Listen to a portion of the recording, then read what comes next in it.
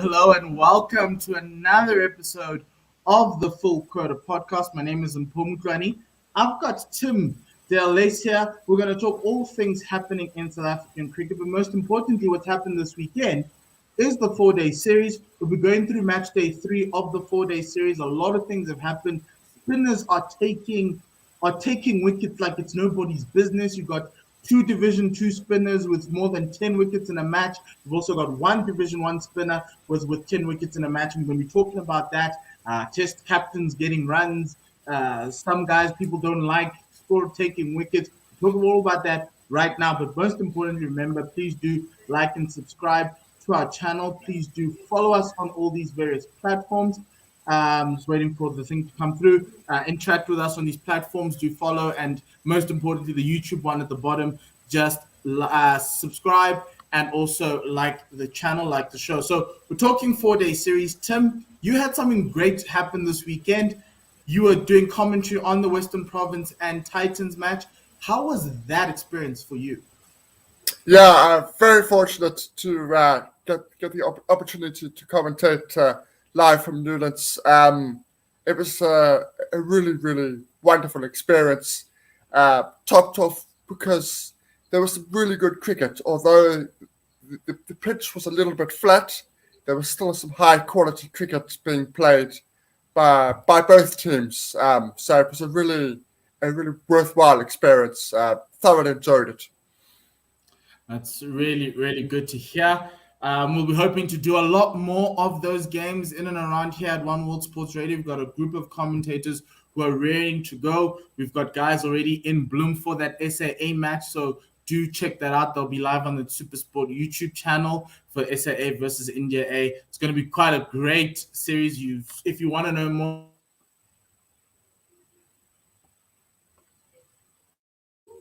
about SAA, look at our podcast last week as well. We're going to also Netherlands as well as South Africa ODIs. We've also got a nice, lovely interview coming out next week.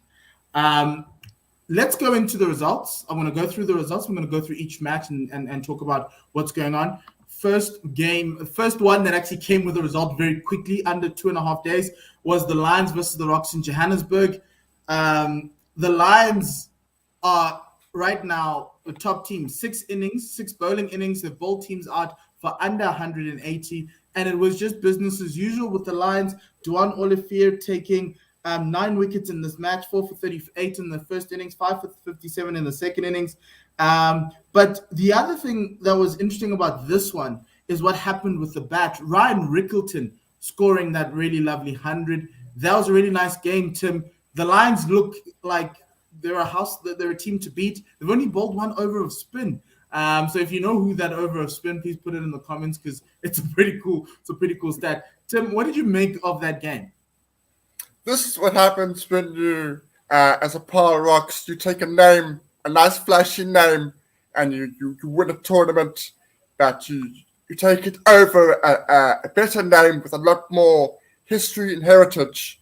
They should have gone with Borlat. They should have stuck with the Borlat name, just like the neighbours Western Province have done. No, but jokes aside. Lions are just too strong with the ball. Their numbers as a bowling unit are just incredible. They are hunting in packs as a unit. Saboto, Magala, Sapamla, Olivier, they really are quite exceptional. What is telling, actually, when they do start to play the odd away game, is take Ryan Rickleton out of that in their batting, and they are struggling. Only 1 batsman this season is averaging 40 outside of Ryan Rickleton. Everybody else is 20s and early 30s. It's a struggling team, which is very, very reliant on that pace attack. And look, that pace attack is exceptional. You can't have it both ways, Tim. I think a couple of those guys should definitely be in their squad for the Toto, the home series against India. Now, look, you win matches by getting 20 wickets, of course. I've always said that 20 wickets wins you matches, and that is what's happening. but it is going to be interesting to see what Lions do on slower wickets when they start to play at when they play Province in a couple of weeks on the 19th. Hopefully, from a Province point of view, they'll be fully fit by then. But they are running away with it at the moment. And that bowling unit is exceptional. There's no doubt about it. Okay. Let's look at the next game. Because essentially for me, Tim, that Lions team, yes, the batting's going to be tough, but you can't get away from that bowling attack. It's really, really good. And guys will come into thing. And this week we saw Vian Mulder come into that Lions side, and it was really good to see him as an opening bowler. And so they've got options, and I like it. I think the batting will come, but obviously bowling always is the lead for the side. Next game was the one that you were commentating on. You watched as the Titans dug a hole for Western Province, and Western Province just sunk themselves in. 647 for 7, plays 195 and 313. Simon Harmer's reintroduction bowling performance. How did you see that? You were there at the ground for all the days. How was that? Because you got hundreds. Grant Mokoena did well. Dinalga, Javeshan Pillay, Ayakamane at 8. And then you had one of the most incredible spin bowling performances I think people have seen in South Africa up until Sean Whitehead took that 10 for in that innings. Yeah, you hit the nail on the head there. Look, you know somebody like Grant Mokoena. You know he's a white ball cricketer predominantly. You know he likes to hit the ball. But he showed his ability to acclimatise to the situation. The slowness of the pitch throughout the 4 days, it was difficult to score. It was difficult to get you out once you got in, but you did have to get in. And there was something in there for the bowlers early on. Mokoena's 154, exceptional innings. Dean Elgar is 100, really good to see him back in the runs. Just a typical Dean Elgar innings. Nuggety, hard fought. At any moment when Province thought they might get a wicket, he just shut that door. He missed the first couple of rounds. So from a Titans point of view and a Protest point of view, excellent to see. Ayakamane, his highest score in first-class cricket. That partnership between Kwamani and Pillay will be overshadowed by the 231 by Mokoena and Elgar. But in many ways it shouldn't be, because that was a situation there where Province might have got them out for around about 420, 430. Province might have had a chance to get into the game. But they, because of the situation, because of the score, Kwamani was able to play his natural game. So he took the attack to a wilting, under-strength, inexperienced Western Province attack. It was a really a very impressive innings. But yeah, so let's talk about Western Province because my issue with not my issue. My worry was with this franchise, with this provincial system, is that the moment you start taking players out for national call-ups and everything else, you might find yourself in a little bit of a situation where your players aren't up for it. There were a lot of debutants in that game, Tim, and we can talk about those guys or youngsters in that thing. It affected the bowling more than the Western Province batting. It definitely affected their bowling. They've got Nandre Berger out for 2 to 3 months. That's massive. Wayne Parnell pulled out on the morning of the match. It was more precaution because of his call-up to the Dutch series. So he probably could have played. They didn't want to risk him. But you're talking about Nandre Berger, very experienced. Wayne Parnell, Proteas player, played all around the world. So losing both of those guys was absolutely huge. Chipper Mureki was also injured. So you had 3 fast bowlers gone before you even can think about your bowling attack. Bashir Waters tried his best. He's a 100% cricketer. He's enjoying himself down at the Cape. but he needed support, and unfortunately, outside of Carl Simmons with his orthodox spin, left arm spin, again toiled hard. It was a very much a weakened Bristol Province attack. As far as the debutants were concerned, they had Kieran Kenny, who comes from club cricket. He accounted himself very well. Got a couple of wickets.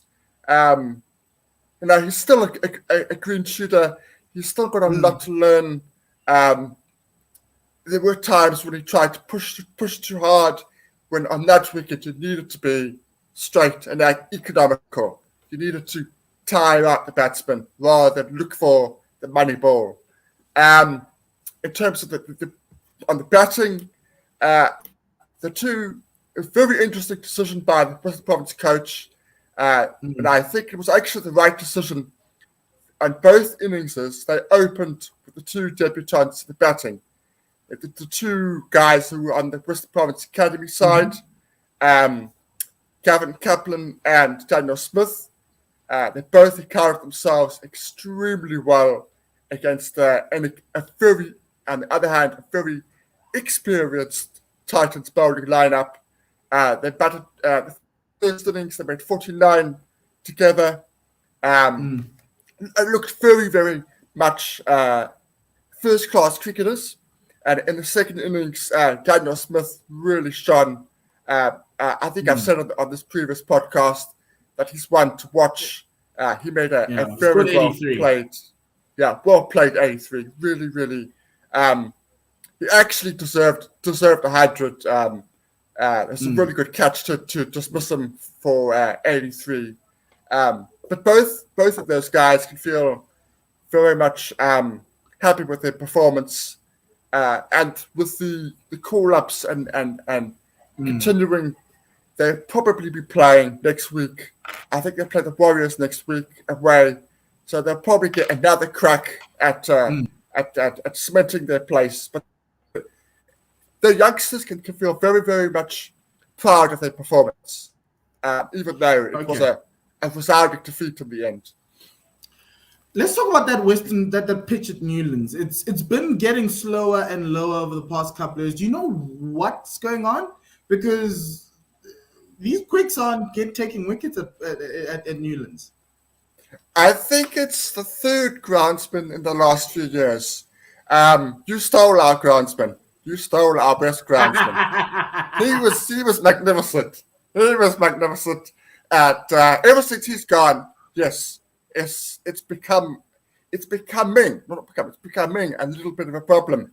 So that New Year's test is just going to be a dull draw. Is that what you're telling me? Well, no, because of that the pitch that was played the 4-day cricket was not going to be the test pitch. It was much further on towards the railway side, so the boundary to the railway side was quite short. There were two pitches to the right that is going to be the test pitch. I'm not worried about the test pitch. I'm not worried about that.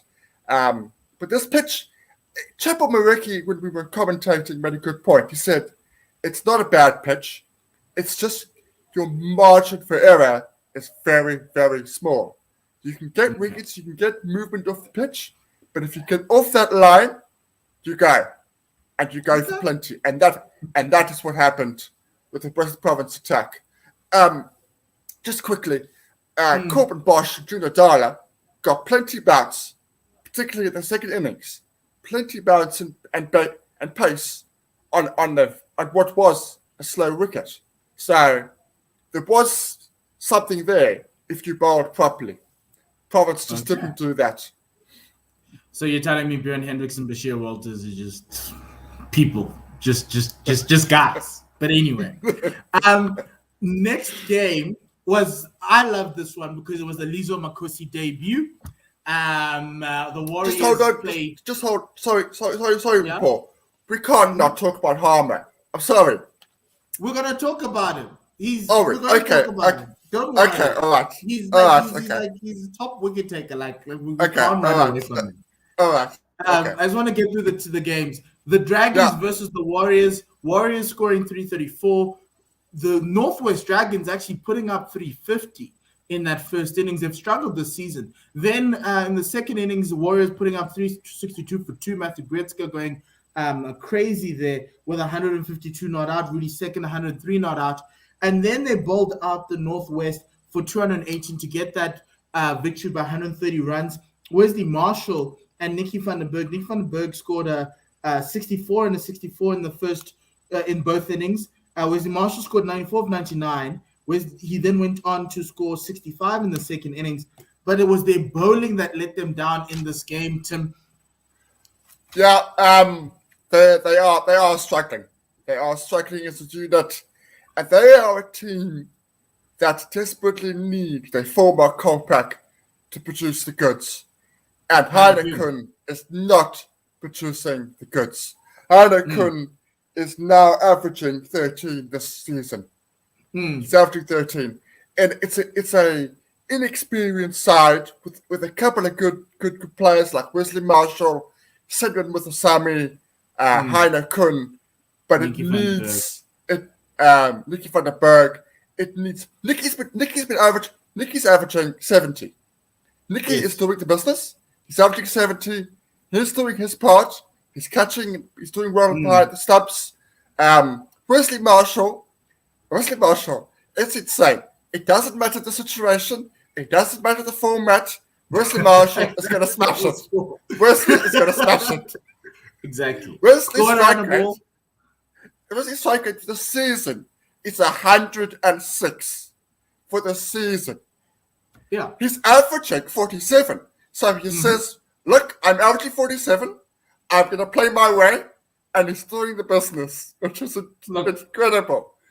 But they need somebody like Heineken and another couple of the inexperienced guys to pitch in with the batting to keep them going.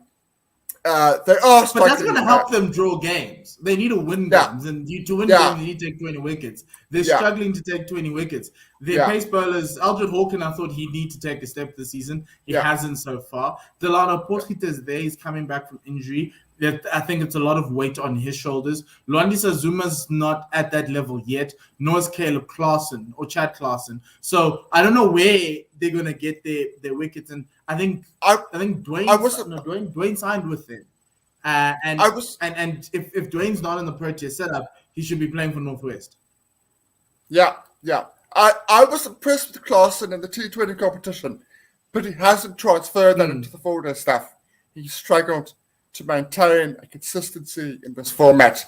Still think there's a bowler in there. I still think there's a good bowler.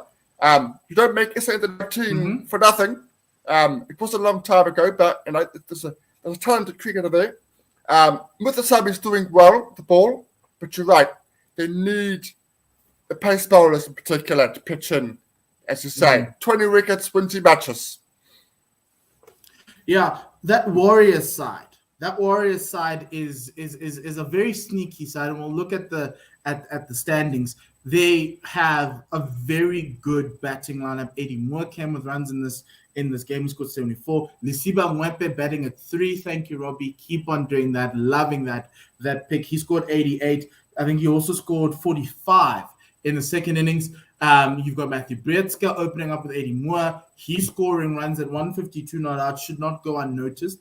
Rudy second is scoring runs. Diego Rozier scoring runs. They're sharing it amongst themselves, but it's their bowling that's coming through. Remember, Andrew Nokia signed to the side. He hasn't played for them yet, but they're winning games. You've got Lizo Makosi taking 3 for 33. Ntiwa Kanabe is one of the top wicket takers in the series. He took 3 for 28 in that second innings. He also took 3 for 74 in the first innings. So it's beginning to be a young team. It's got some experienced players who played a little bit more. Bowling attack's a little bit younger, but they're now coming into their stride. I'm happy that Lizo got a call up. He's taking wickets, and you want him to take fourth innings wickets. He's done that. So I'm really happy with this Warriors side and where they are for the season. I don't think they'll challenge for the title, but they're there and thereabouts. And if there's that second spot in that final, they could cause an upset because everyone else doesn't want to win games. I tell you what Robbie is doing for the future. Robbie is not going to win it this year.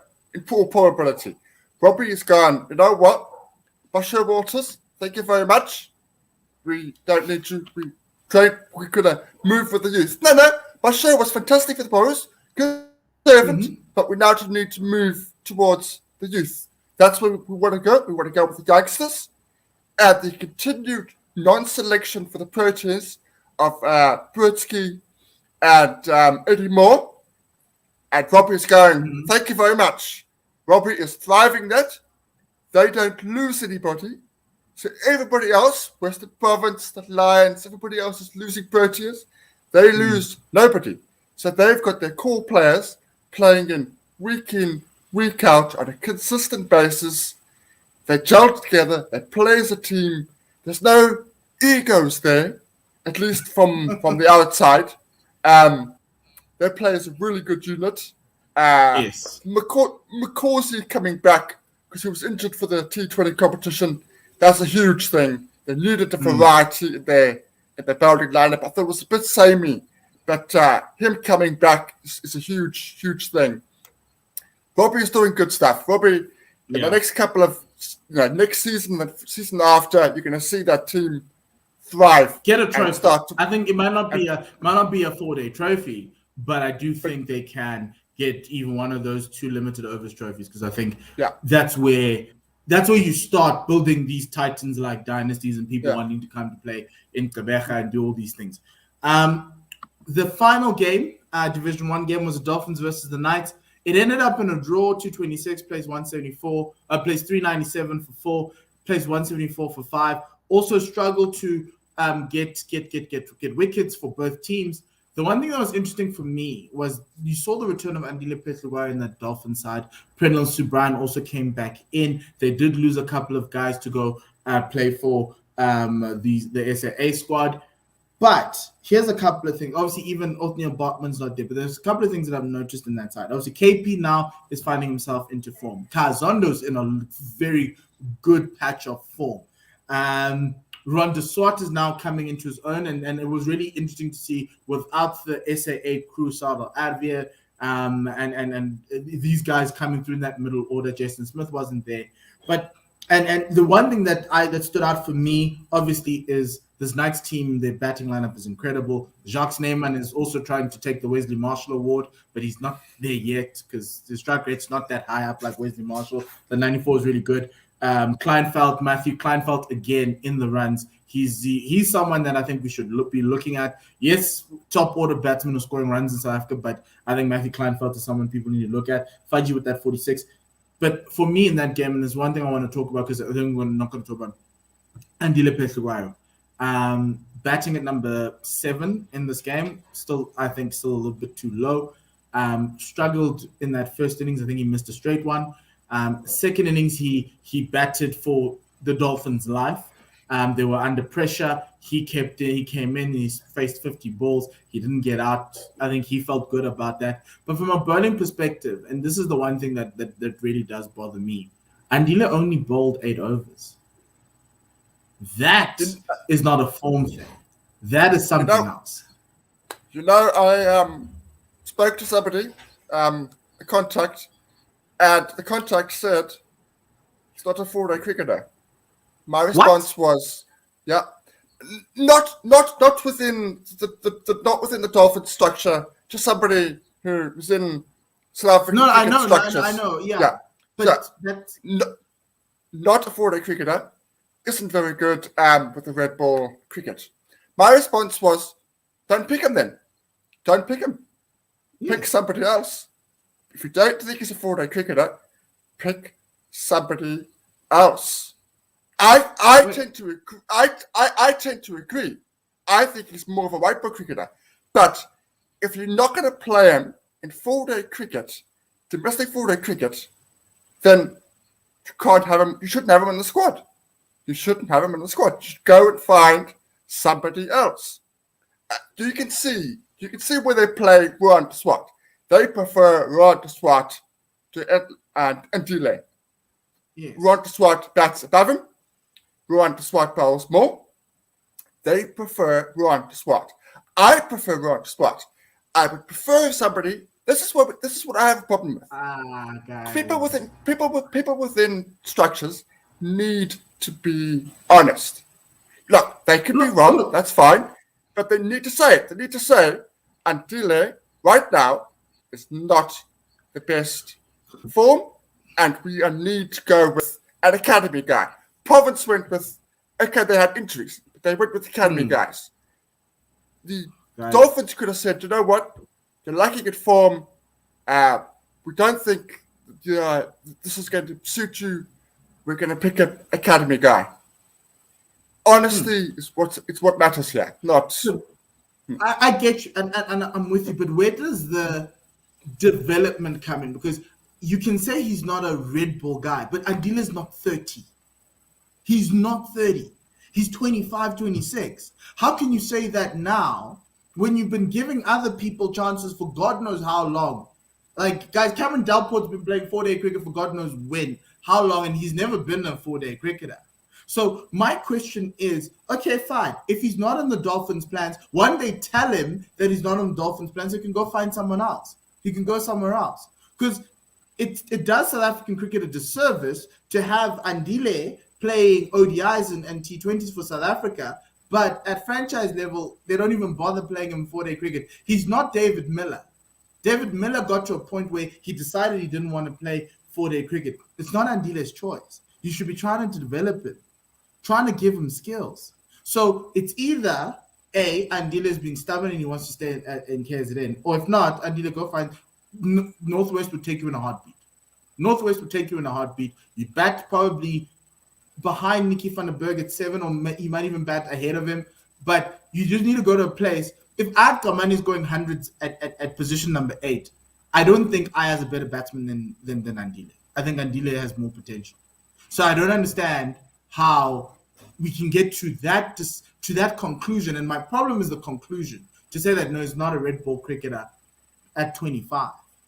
Yes, maybe 28, 29, 30. Yeah, fine. I'm okay with that. But at 25, that does the entire system a disservice. Jason Smith's like 24. Everyone thought Jason Smith was finished. Look at him now. So it hurts me to hear people say that, because that guy's got potential. That guy can be a great Red Bull player. It's just, and I've always said this, and I don't know who's at fault, but Andile has probably been batted a little bit too low for the past 3 seasons. And so when guys say he's not a Red Bull player, A, you're not giving him more than 8 overs to bowl. B, you're batting him at number 8. So what's the guy supposed to do?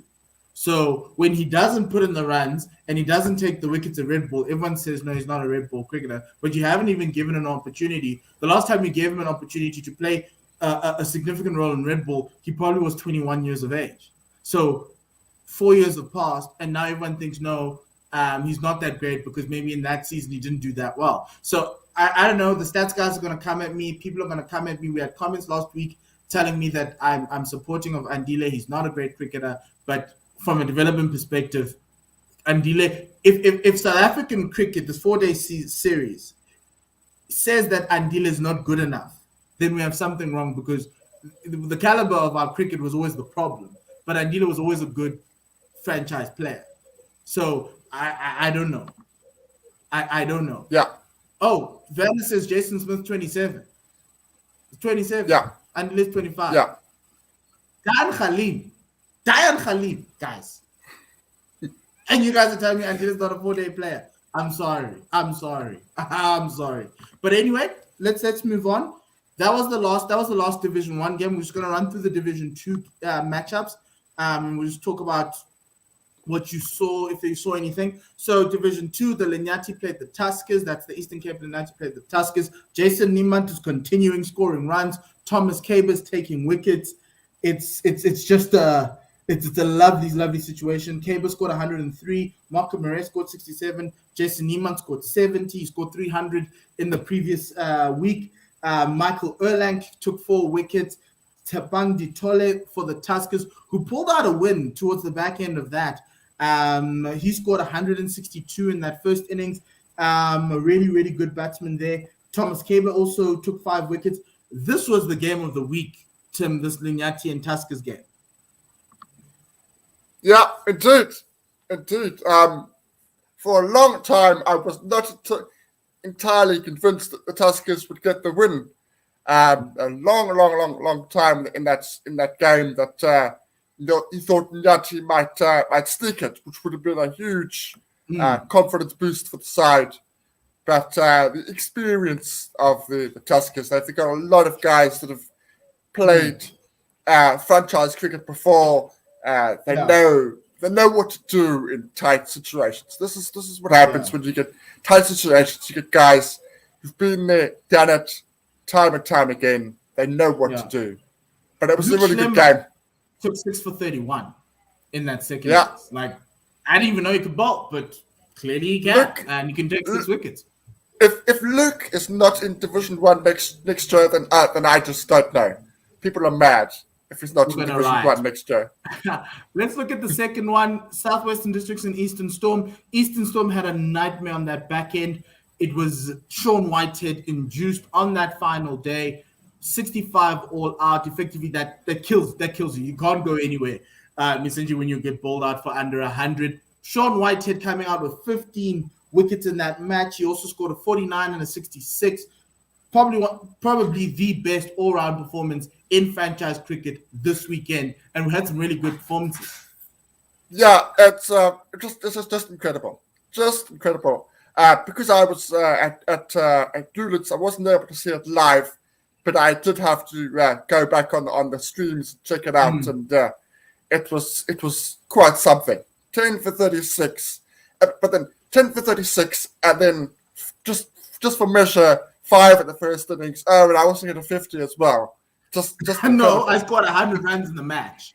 Just incredible. Just yes. Really. But another player from Southwestern Districts, Les Duploy, 83, 91 runs in those 2 innings. He's seemingly coming back. Obviously, you're talking about former Colpacks. He's one of those guys. He also is a guy we think is batting a division too low. So he also scored runs. That's really good. From the Eastern's perspective, they really did try. You had Masondo with 63. He's the wicketkeeper. Koopman, the opener, also scoring 60 runs in that first innings. That wasn't something else. That wasn't good for them. And that final game, the one was, yes? I just want to point out my Derbyshire contact where Lewis is ecstatic. I had to temper his excitement by telling him the division but I don't know if you saw, Derbyshire actually tweeted it. Derbyshire, the whole article about it's good. It's fantastic. Yeah. Because he's been struggling red ball this last season in county cricket. So it's good for him. It's good for the county. It's good for SWD. It's a good youngster. And that Jason Neiman 300, we didn't do it. It was the week before last. And when it seemed like it was a catch-up game, whatever it was. That was something special. And to score 300 runs in any form of cricket franchise level is nothing to go by. He's also a guy we're looking at. He's fighting with like Luke Schlemmer for those top run scorers in that Division 2. This is one guy I thought we left out. But the final game of that Division 2 week, it was Limpopo Impalas versus Northern Cape Heat in Polokwane. Some notable things, Brian Shiburi, who is the opener for Limpopo, he scored 80. I think it's Kirstner. I think it's Lawrence or Luke. Kirstner, he scored 78. But the key man in this game was Aubrey Swanepoel. He took 11 wickets. First innings, 7 for 87. Second innings, 4 for 65. That's 11. You also had Rivaldo Munsami scoring 101. Evan Jones with a 64. Malcolm Norfolk coming through with 4 wickets for Limpopo there. It seemed like it was good cricket all round, very good batting. But Aubrey Swanepoel, another spinner, coming to the fore for Northern Cape Heat. It's a real workhorse, a tournament, if you like. Been around a long time, giving them invaluable experience as they Aubrey. I'm not surprised that he's doing really, really well down there. Good cricketer. Yeah, so now let's just look at the top players, then we'll go to the log. Division 1, the top players, and this is where I'm going to allow you to talk about Simon Harmer. from a runs perspective, Pat Van Booyon still at the top, 326. His average has gone down to 108. Grant Mokwena from the Titans at 288. Good to see a black batsman up there.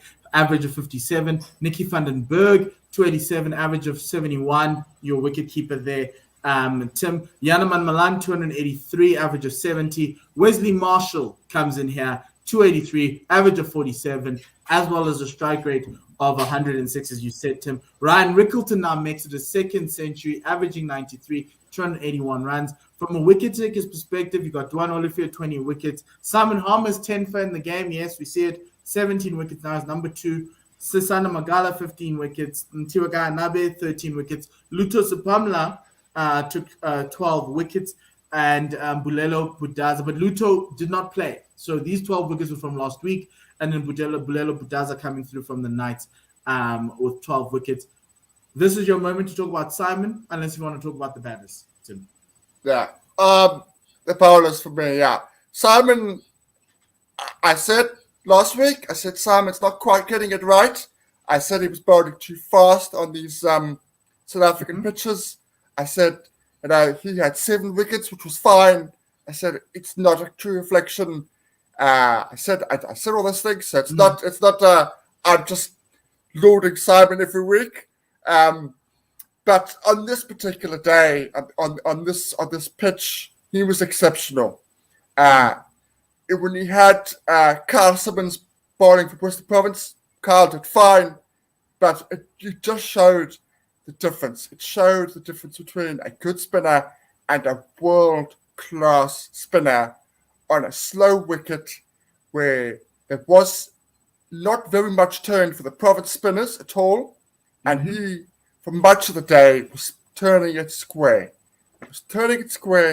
Getting that extra bounce, which the other spinners were not able to do. He was causing all sorts of trouble. Somebody like Sabah Hamza, who's a good player of spin, everybody knows he's a good player of spin, didn't have an answer. Did not have an answer. He struggled with Simon throughout the day. He was exceptional. Here's my question for you. Yeah. Between him and Keshav, who is better? Absolutely Simon. Absolutely Simon. Okay. I love Keshav. I absolutely love Keshav. But it's got to be, for me, okay.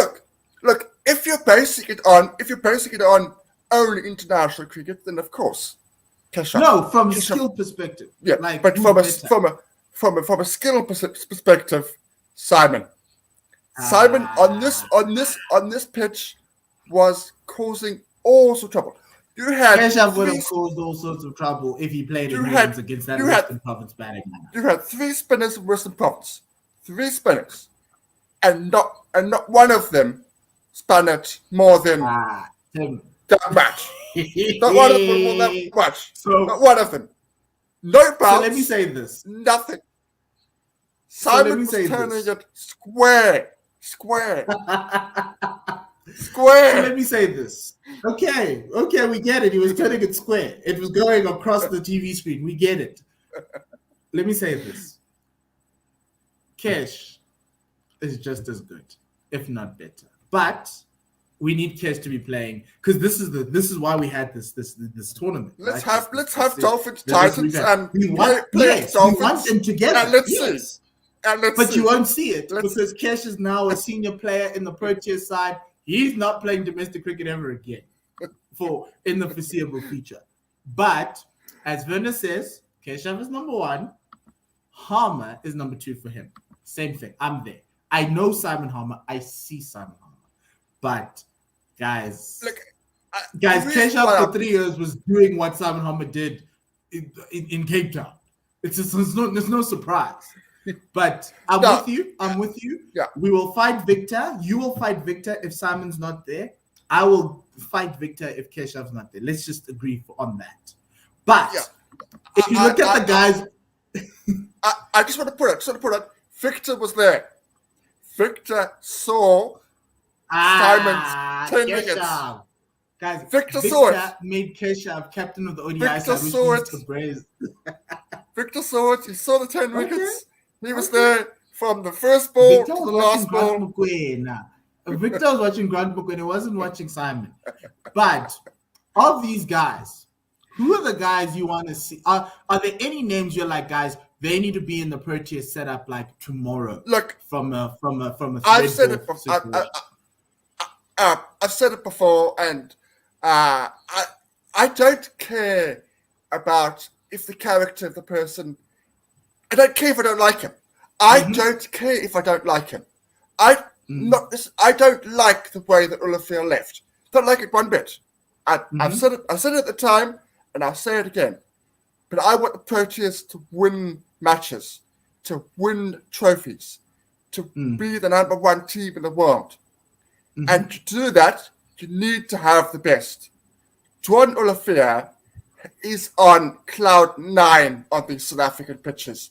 He is on another level. Look at that. 20 wickets at 12. He is causing all sorts of problems. There's no batsman that I've seen so far that said, you know what, Dwayne, I'm okay with you. I can take you on. There isn't a single batsman that I've seen in this 4-day series. He has got to be at least, because we're blessed with fast bowlers, he has got to be the backup. He has got to be the backup at the very least. And then from a run scorer's perspective, anybody knocking on the Proteas' door? Nicky should be, I said it last week and I said it again, Nicky should be SAA. Yeah. Nicky should be on block. Definitely should be on block. There's no debate about that for me. Yeah. I think the Proteas are going to struggle because obviously you got Kyle Verreynne who played in the West Indies, and now if you're bringing Nicky van der Berg, people are going to be like, but you know what's going to happen with Kyle? Because I think Nicky's the better wicketkeeper, just Kyle's younger. Well, the thing is, that's where they. I spoke to the brand manager of Western Province, and Kyle knows that if he does not produce the runs, he will not be back in the Proteas squad. It doesn't matter if he catches 6 stumpings in innings. That's irrelevant. He knows he's got to produce the runs, that he is a batsman. If he wants to be in the Proteas lineup, Nicky should be the same. Nicky's doing averaging 71. Should say, you know what? Quinton is there for the next 10 years. I don't care. I want to be in that side as a batsman. Yeah. Quinton is there for the next 10 years unless he gets injured. Batsman. So Nicky's got to average where he's averaging now. And the same with Kyle. You wanted to average 71! Well, over 50. He's going to be doing big. He's going to be doing big. You know. Oh, Tim, your standards You've are got to knock down doors. You've got to knock down doors. Well, these guys so far are knocking down doors. Not a lot is being said about Grant Mokoena, but I'm loving the resurgence.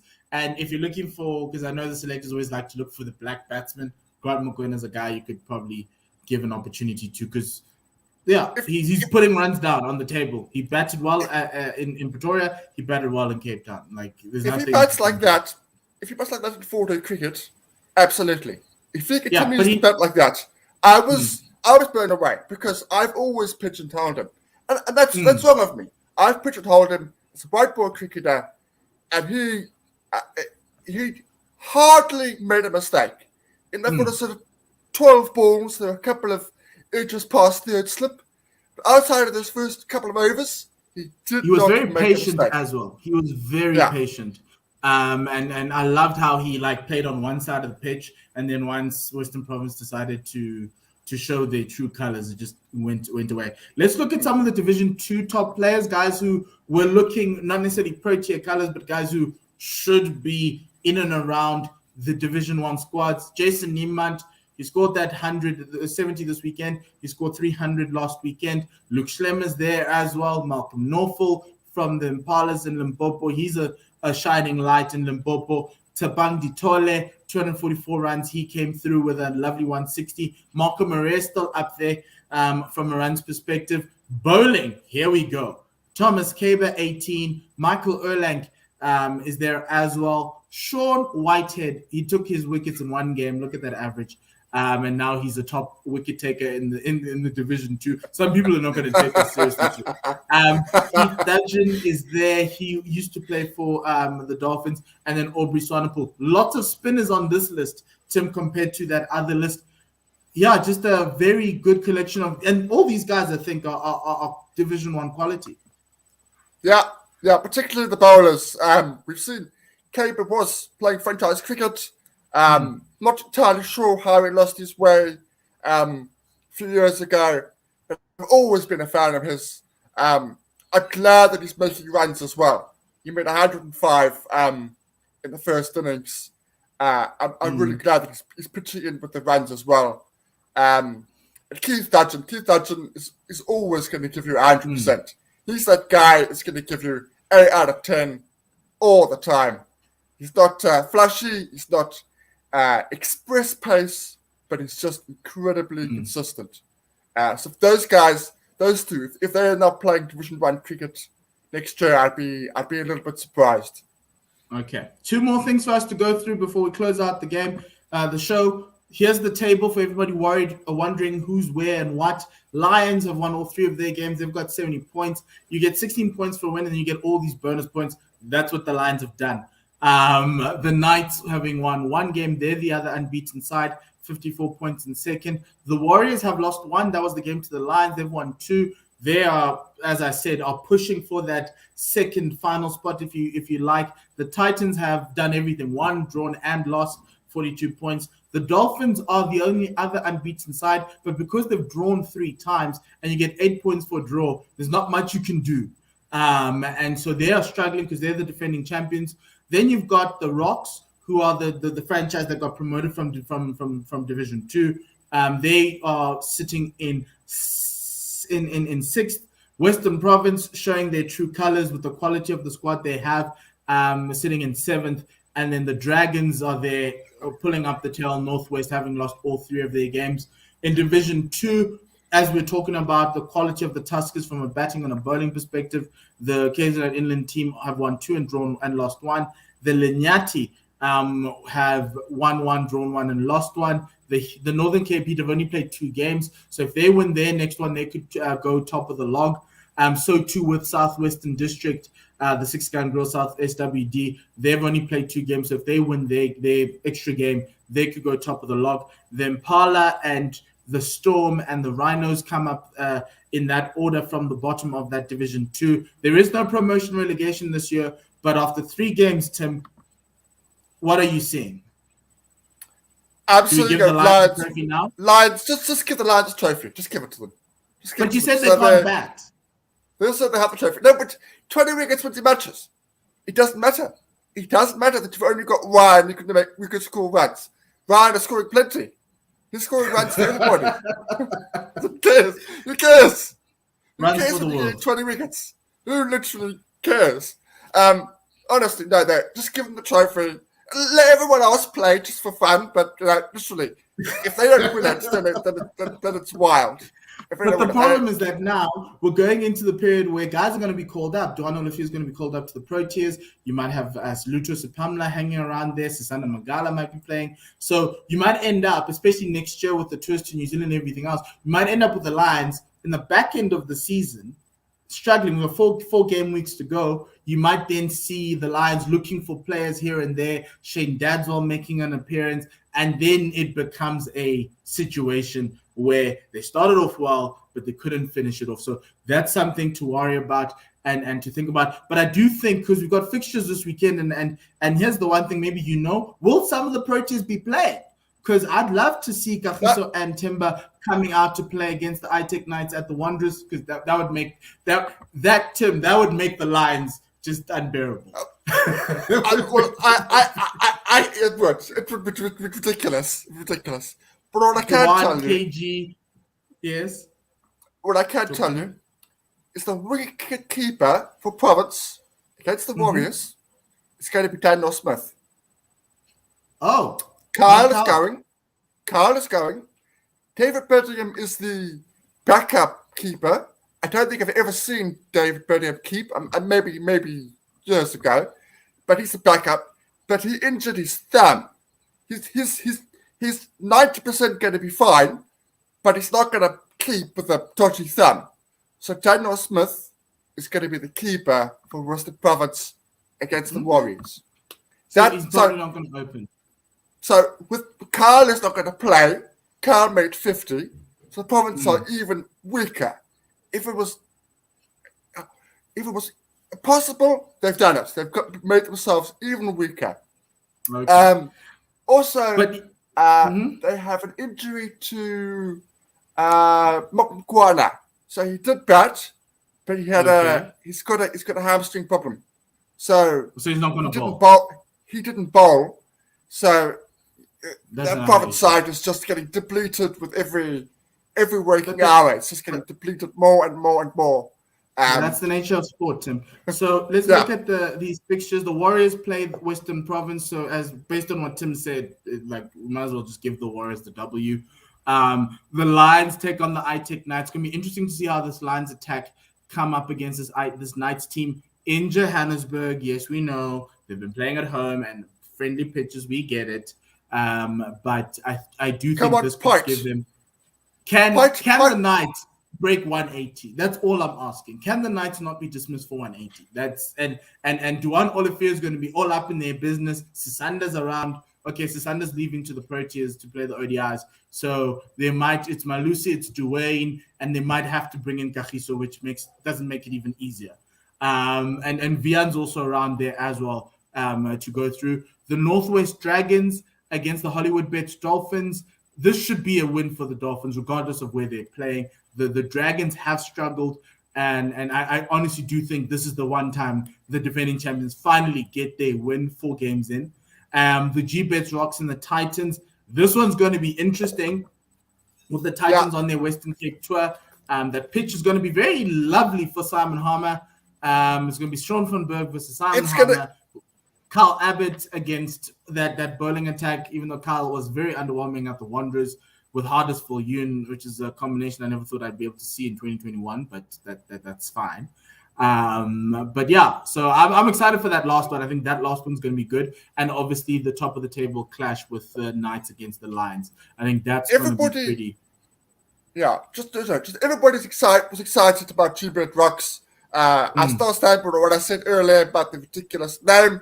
They said the Milan brothers, and they got Stian, and they got all these guys, and they're going to do well. Stian's been fine. It's been okay. He's averaging in the mid-30s. It's fine. But I'm a little bit worried.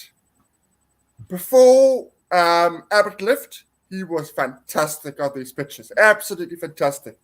I think now he's become so accustomed to the soft pitches in the UK. And I think it's becoming a little bit more difficult for him to come back into these pitches. It is still early. It's still week 3. Abbott is averaging 36 with the ball. Hart is 44. So that, for me, is a problem. If they're not doing well with the ball, there's a lot of fanfare around their return. I'd be a little bit worried. We thought they'd be a good side with those guys back, but they're not. They're not.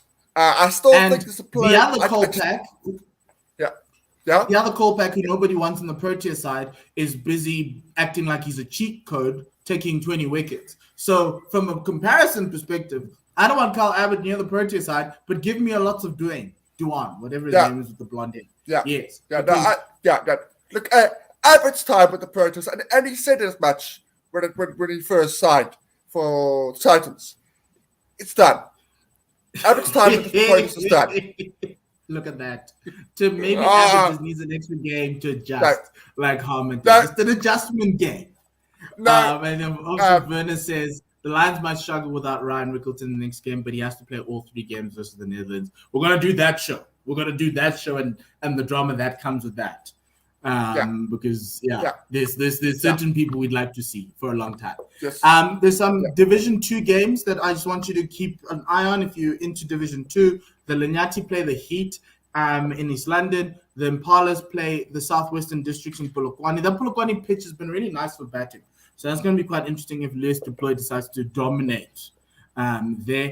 And then Mpumalanga Rhinos, I think they play their first ever game at home in franchise cricket and provincial cricket in White River against the Eastern Storm. So that's going to be quite interesting to see.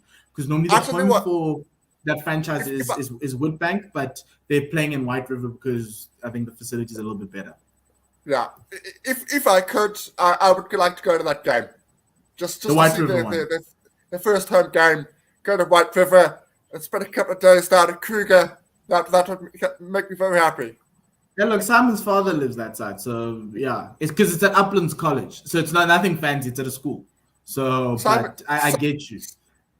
Simon's brother doesn't like me, so I don't think his father will either.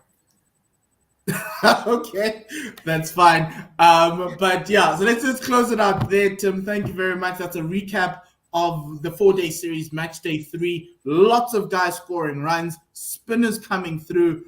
Duan Olafir being the cheat code for the Lions. Who's going to stop them? We'll find out probably next week. Outside of that, Tim, thank you very much for everything. All the best. Oh, well done on your commentary stint. We're probably going to try and get more of those to guys get more grounds and see if we can't get a little bit more. But yeah, have a great day. Have a great week. We've got a podcast tomorrow, a very interesting one. We did an interview with one of the Dutch players. Just check out who it is. Well, watch the pod and find out who it is. You'll enjoy this one. I really did enjoy it yesterday, recording it yesterday. So yeah, outside of that, thank you very much, everybody. Enjoy this week of cricket, 4-day series. You've got 4-day series. You've got Proteas. You've got SA A versus India A. It's just a lot of cricket, which is what we're here for. And also, I'm here in Zimbabwe for the Women's World Cup qualifiers. I'll be commentating on Pakistan and Thailand tomorrow. So that's going to be fun if Pakistan, having lost their first game, if they will make their World Cup campaign even worse by losing to Thailand, which should not happen, but we all know what that team can do. So outside of that, please do support us and the commentary teams and the guys at One World Sports Radio, because they're around the country. This is what we've always wanted. We've wanted guys doing commentary on games everywhere, and that's what we want. Yes, Tim? Yeah, well spotted. Didn't Thailand beat us? Thailand women beat us in a game? They beat SA Emerging. They beat SA Emerging in 2 games. Yes. And they beat Zimbabwe yesterday. They set 247 at the Harare Sports Club, and they bowled out of their skin. They're a very great side. They haven't. I think yesterday was one of their first official ODIs, so it was really beautiful to see them win, and they're probably going to make it into the Super Sixes. So got a lot of Thailand cricket to be watching for myself, but yeah, let's close out the show. Thank you very much, Tim. Remember, you can follow us on the different platforms. We'll put the slide on at the end, but thank you very much. Have a great day. Good night. Goodbye. And the Sale Kakafiso.